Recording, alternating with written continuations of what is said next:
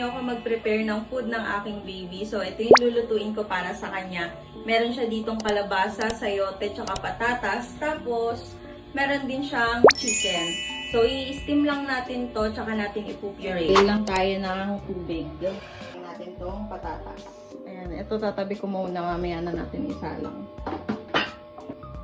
Ayan, aantayin lang nating lumambot. Then, isa lang nating next yung kalabasa. Ayan nga mga mami, pwede na to. So, yung isa naman, yung isa lang natin yung kalabasa. Ito na yung mga naluto mga B. So, pwede na natin yan ilagay sa ating sobrang cute na food processor habang niluluto itong ating kalabasa.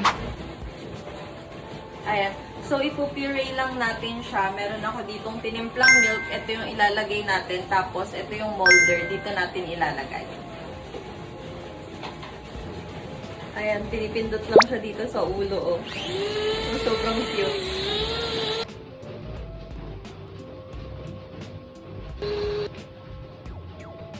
Ayan, tapos na yung sayote natin. Next natin yung patatas. Diba, parang kailangan niya talaga ng milk. Ayan mga mami, okay na yung ating kalabasa. Ipupuree na rin natin yan. Tapos ilalagay sa molder. Tapos naisalang ko na rin yung ating chicken. Ayan, okay na yung kalabasa niya mga mami. Ilalagay na natin sa molder.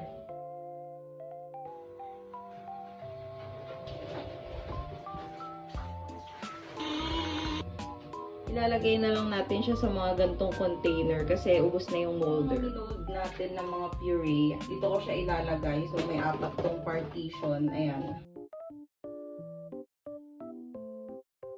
Ito na nga yung mga puree na nagawa natin. Wala pa dito yung chicken kasi hindi ko pa siya namomold. I-mold ko pa mamaya. Pero, ito yung tira niya last time na gumawa ako. So, meron na siyang kalabasa. Ay, ito pala yung kalabasa, patatas, tapos sayote. 'Di ba? Sobrang dali na lang kapag kakakain siya. Hindi ka na araw-araw magluluto. Yan. So, yun lang. Bye-bye!